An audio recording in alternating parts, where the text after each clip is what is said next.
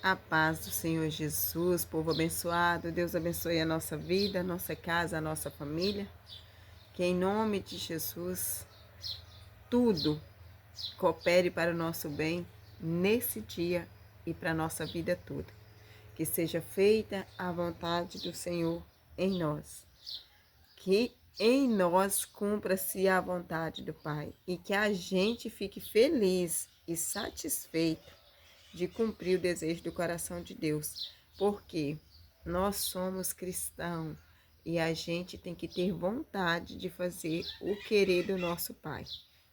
Vamos orar e falar com Deus neste momento, pedindo a Ele discernimento para todas as coisas que vier sobre a nossa vida neste dia, né, neste momento, na nossa vida toda. Nós vamos pedir ao Senhor que em nome de Jesus nos fortaleça. Paizinho querido, aqui estamos para glorificar o Teu nome, para engrandecer a Ti, para Te agradecer por tudo que o Senhor tem feito por nós. Grandes coisas o Senhor tem feito por nós e nós estamos felizes, Senhor. Pai querido, eu quero pedir perdão pelos nossos pecados, pelas nossas ações, pelas nossas falhas, pelos nossos pensamentos. E quero pedir que o Senhor venha a curar o nosso espiritual, fortalecendo o nosso espírito, para que a gente possa ser feliz aqui nessa terra. Toca na nossa saúde física e tira toda enfermidade, Senhor, em nome de Jesus. Nos dê saúde emocional, nos dê saúde sentimental, nos dê saúde física. E sim, Senhor, nos dê saúde espiritual. Pai, nos dê discernimento de toda a palavra, de todas as coisas concernentes ao reino do céu. Nós precisamos, Senhor, urgentemente voltar a nossa face para Ti. E nós precisamos ter fome e sede da Tua palavra. Corra lá, pega a Bíblia e vamos ouvir e falar com Deus. Glória a Deus. Não tem coisa melhor do que você começar o seu dia ouvindo a palavra do Senhor. Do que você finalizar o seu dia também ouvindo a palavra do Senhor. É muito bom que a gente amanheça o dia pedindo conselhos para o Espírito Santo e que a gente finalize o nosso dia também pedindo proteção e livramento para o Espírito Santo. Nós vamos estudar hoje o capítulo 17 de Mateus. Pause o vídeo para que você possa pegar a tua Bíblia, porque a fé vem para ouvir a palavra de Deus e é importante que você leia. No capítulo 17, está dizendo que 6 dias depois, Jesus tomou consigo Pedro e os irmãos Tiago e João e os levou em particular em um alto monte, e Jesus foi transfigurado diante deles, Pedro, Tiago e João. O seu rosto resplandecia como o sol, e as suas roupas se tornaram brancas como a luz. E eis que lhes apareceram Moisés e Elias falando com Jesus. Então Pedro, tomando a palavra, disse a Jesus: Senhor, bom é estarmos aqui. Se o Senhor quiser, farei aqui 3 tendas, uma para o Senhor, outra para Moisés e outra para Elias. Quando ele ainda falava, uma nuvem luminosa envolveu eles, e eis que, vindo da nuvem, uma voz dizia: Este é o meu filho amado, em quem me agrado. Escute o que ele diz. Ao ouvir aquela voz, os discípulos caíram de bruços, tomando de grande medo. Jesus aproximou-se e tocou neles, dizendo: Levante-se e não tenham medo. Então eles, levantando os olhos, não viram mais ninguém a não ser Jesus. Esse versículo aqui está bem explicado, né?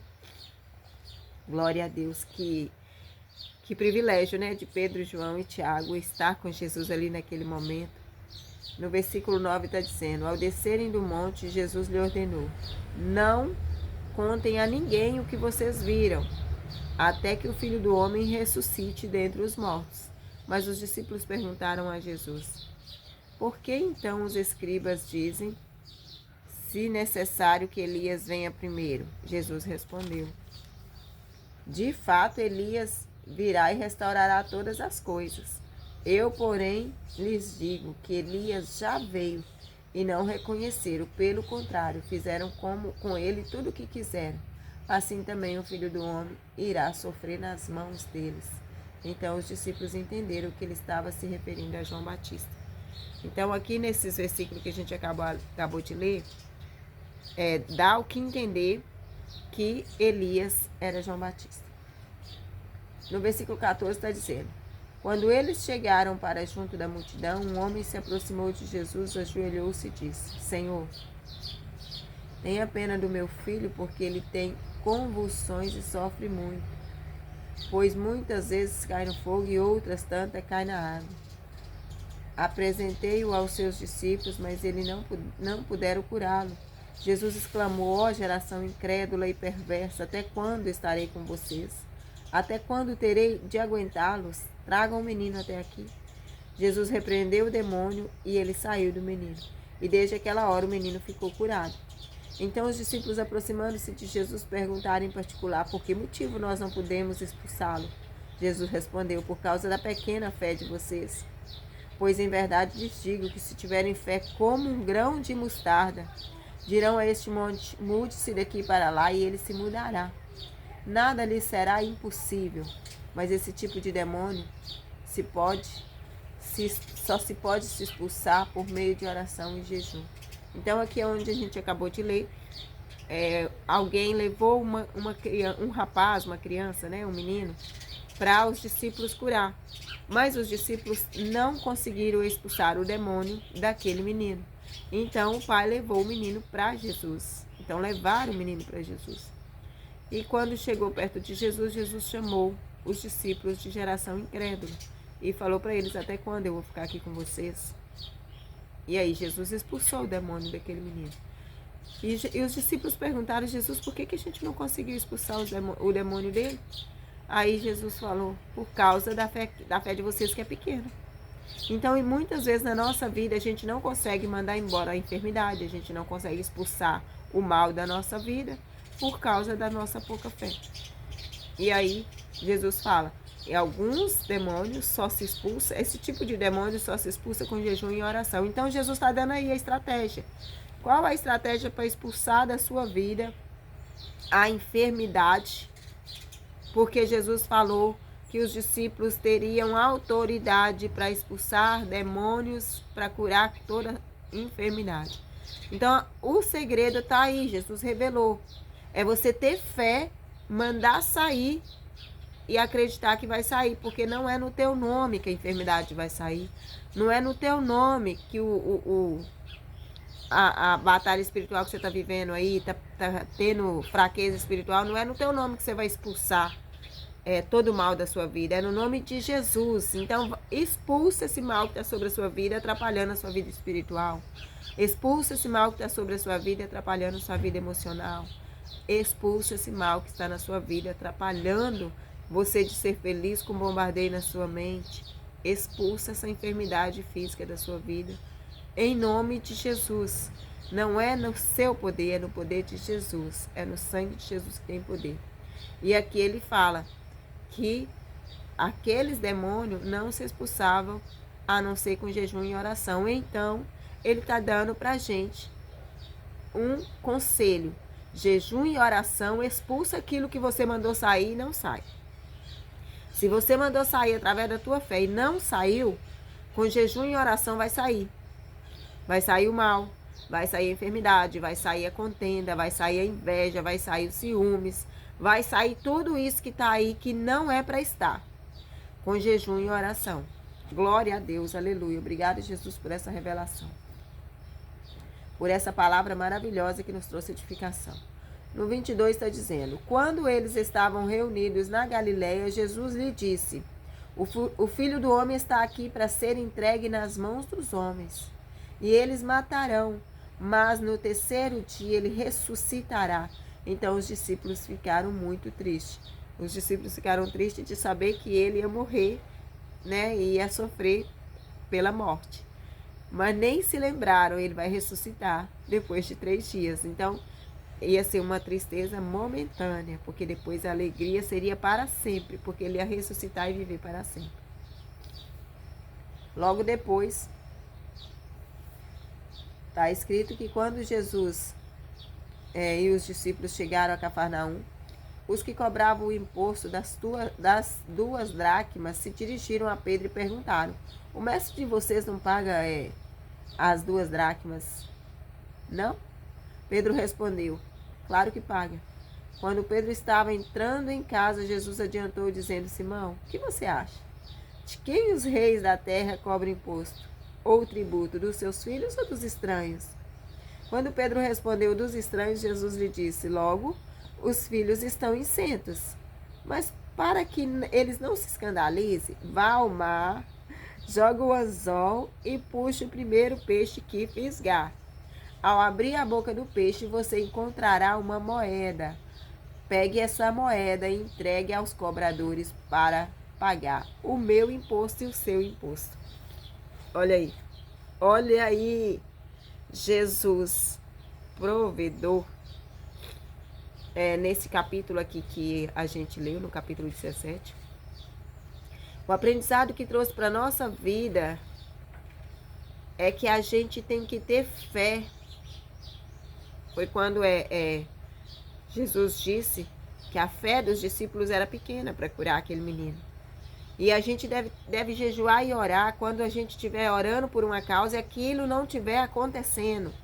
Orar com oração, jejum e palavra, porque isso vai edificar a sua vida. Naquela época, a palavra não estava acessível a nós. Somente a oração e o jejum. Hoje não, hoje nós temos a Bíblia, temos oração e temos jejum para expulsar da nossa vida todo mal, toda enfermidade, toda dor, todo luto, todo sofrimento, tudo que está na sua vida que você não quer, você manda sair com autoridade de fé. Se a sua fé não for suficiente para mandar sair, jejum e oração, é o que Jesus aconselhou aqui, né? E aqui, Jesus prediz a sua ressurreição e diz que vai ressuscitar no terceiro dia, glória a Deus.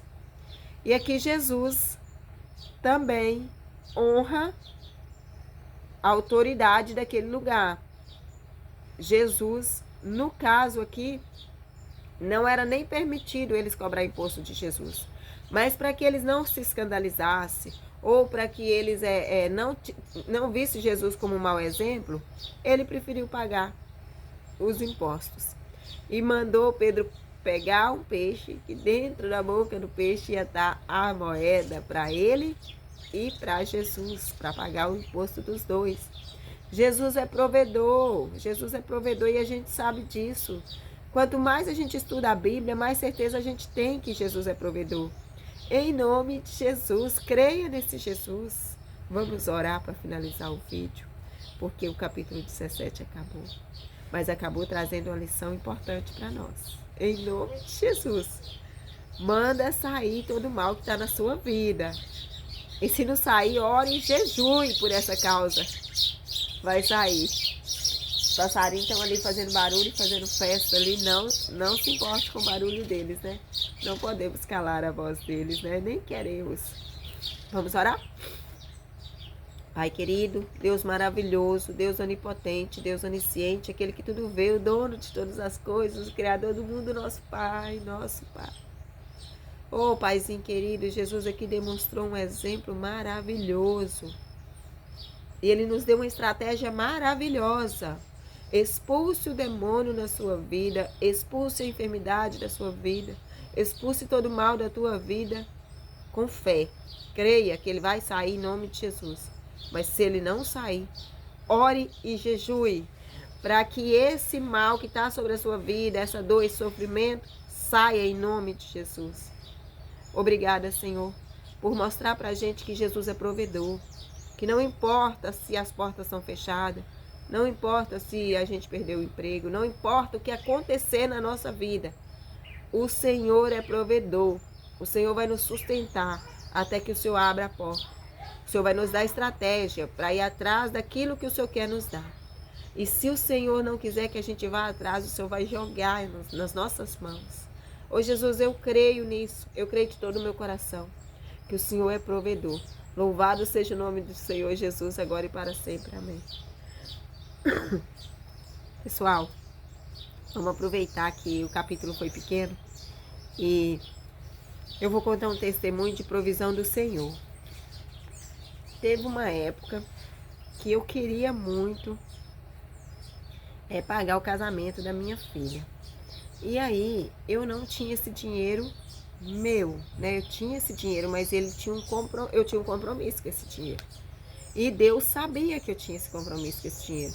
Não é a primeira vez que Deus faz isso.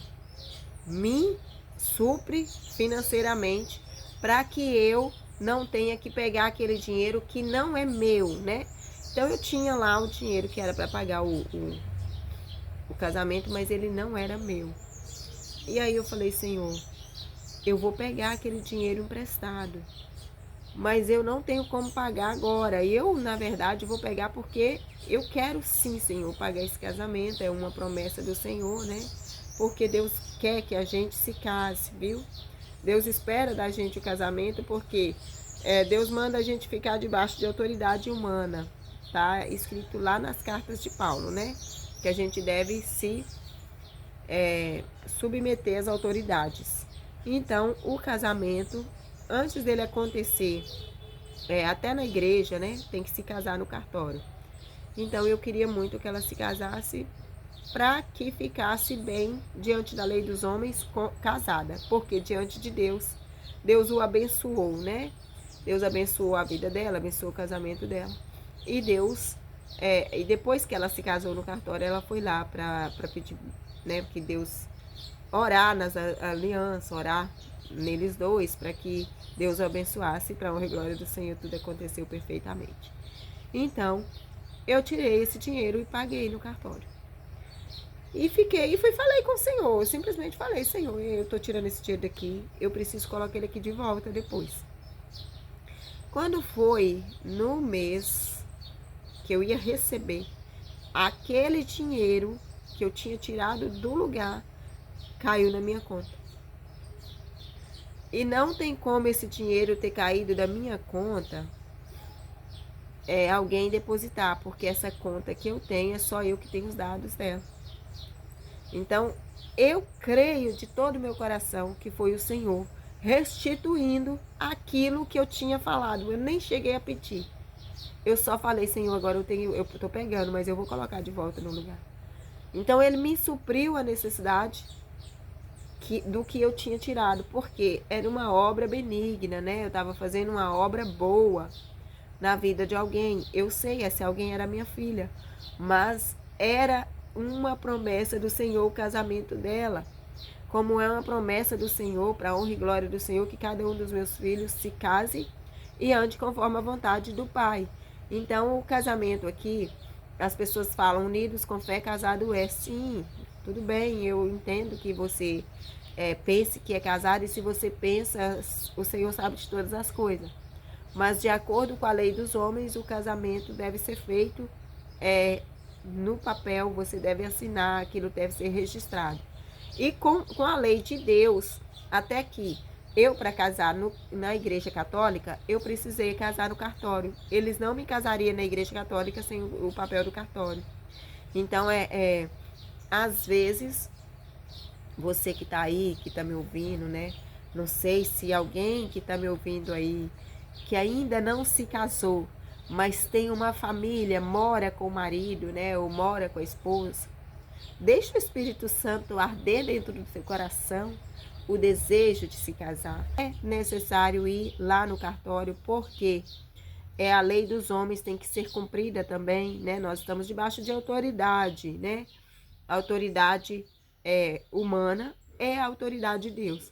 E quando você se casa, não existe isso que depois que casa, o casamento fica ruim. Não fica, vai ficar se você deixar. Tá nas suas mãos fazer o seu casamento dar certo, fazer o seu casamento ser feliz. Ah, Cleusa, não tá nas minhas mãos não, porque eu já fiz tudo o que eu podia e não deu certo. Se queres tua família restaurada ao pé do altar, é de joelho. Se queres um milagre, a cura dessa enfermidade, é de joelho. Se queres seu casamento restaurado, é de joelhos. É de joelho, é no joelho, é pedindo ao Pai, é clamando ao Pai, é aceitando as estratégias do Espírito Santo. O Espírito Santo dá estratégia. O Espírito Santo dá estratégia, muita, muita mesmo, para que você possa realizar esse desejo do teu coração. E agora eu vou te falar uma coisa. Nem tudo que você vai fazer na vida você precisa contar para o mundo, viu? Tem muita coisa que dá certo na nossa vida quando a gente faz em segredo. As pessoas depois ficam tristes, muito tristes mesmo. Mas é por causa que é espiritual, elas não entendem. É coisa espiritual, né? Porque tudo que é a favor de Deus é travado. Sempre que você tiver aí na sua vida, sabendo que algo é benéfico para sua vida e você não conseguir fazer, pode entender. É para Deus, é de Deus. E está travado justamente por quê? Porque as coisas espirituais são assim. As hostes espirituais vêm para travar a nossa vida. Lá em Daniel fala que assim que ele entrou em oração para jejuar a favor do povo de Israel, Deus ouviu e mandou um anjo, mas esse anjo não conseguiu chegar lá, porque ele estava sendo impedido de chegar lá. Mas aí Daniel persistiu, continuou, fez o jejum e o anjo chegou e falou para ele: olha, você é muito amado, viu? E eu vim para te revelar que desde que você começou a orar, a sua oração tem chegado ao céu. Só que eu fui impedido de chegar até aqui. Se não fosse o anjo Miguel, eu não teria chegado aqui. Eu só cheguei porque ele ajudou. Então o Miguel ajudou na batalha. E lá na Bíblia está dizendo que o Miguel é o vosso anjo. Miguel é o nosso anjo. É aquele que luta por nós, é aquele que guerreia a nosso favor, entende? Gente, leia a Bíblia. Leia a Bíblia. Vocês precisam ler a Bíblia. Não adianta você ficar só me ouvindo, porque se você ficar só me ouvindo, vocês não acreditam. Quantas pessoas vão ver esse vídeo e não vai acreditar no que eu estou dizendo? Não vai. Mas é verdade o que eu estou dizendo, porque está escrito na Bíblia. E eu acredito na Bíblia porque eu acredito no Pai, no Filho e no Espírito Santo, porque eu estudo a Bíblia. Então eu acredito na Bíblia. Então eu acredito em tudo que está escrito aqui. Então, em nome de Jesus, o que custa você ir lá na Bíblia? Daniel, capítulo 9, versículo 22. Ele queria instruir-me, falou comigo e disse, o anjo queria instruir Daniel. Daniel, agora eu vim para dar a você inteligência e discernimento. Quando você começou a fazer a sua súplica, foi dada uma ordem. Eu vim para explicar tudo a você, porque Deus o ama muito. Portanto, preste atenção à mensagem e entenda a visão. E aí ele fala para Daniel tudo o que vai acontecer com o povo que estava cativo na Babilônia. Capítulo 10, no versículo 20, ele fala, você sabe por que eu vim? Agora voltarei a lutar contra o príncipe da Pérsia. Quando eu sair, eis que virá o príncipe da Grécia. Mas eu direi a você o que está expresso no livro da verdade. E na minha luta contra eles, não há ninguém que esteja do meu lado, a não ser Miguel, o príncipe de vocês. Entendeu? Por que eu estou dizendo que ele falou para Daniel que Miguel é o nosso príncipe. Quer dizer, guerreia a nosso favor, luta por nós, ajuda a vencer as nossas batalhas. Aqui ele estava dizendo assim. Só que ali no Velho Testamento, né, em Daniel é Velho Testamento, Jesus não tinha vindo ainda. E Jesus não tinha enviado o Consolador para mim e para você ainda. Agora, Jesus enviou o Consolador para nós. Então, não se preocupe com nada. Porque visto que o Espírito Santo é o nosso Consolador, é aquele que revela a verdade, ele é meu e teu, ele é para mim e para você. E o Espírito Santo é Jesus com a gente. É Jesus com a gente. Isso que eu estou dizendo para vocês está escrito lá em João. Jesus disse, aqueles que me amam guardarão o meu mandamento. E eu e o Pai viremos e faremos nele morada. Como que Jesus vai fazer morada em nós? Através do Espírito Santo de Deus. O Pai, o Filho e o Espírito Santo são a mesma pessoa. Então, o Espírito Santo está em você, o Espírito Santo está em mim, e a gente só precisa ouvir. Então, se você quer ouvir o Espírito Santo, pedir estratégia, Apesar de que Jesus já deu a estratégia. É jejum, oração e fé. Essa é a estratégia, para que todo mal saia da tua vida. E sim, tem que ter atitude também. Não se preocupe, o Espírito Santo vai te dar a estratégia e vai te ajudar. O que precisa é ouvir. Então, em nome de Jesus, para a honra e glória do Senhor, Deus é provedor e Ele proveu para mim tudo o que eu preciso. Ele proveu e proverá, porque Ele é Deus de provisão, Ele é Jesus de cura, Ele é Jesus que liberta, Ele é Jesus que restaura, Ele é o nosso tudo, né? Então aí, fique aí com esse Jesus que é o seu tudo, sinta a graça de Deus aí na sua vida, sinta a paz, o amor, a alegria transbordante vindo de dentro para fora, curando e libertando você de todo mal. Em nome de Jesus, não se esqueça das estratégias que Jesus nos deu hoje. Deus abençoe você e toda a sua família. Amo vocês em Cristo Jesus. Até o próximo vídeo.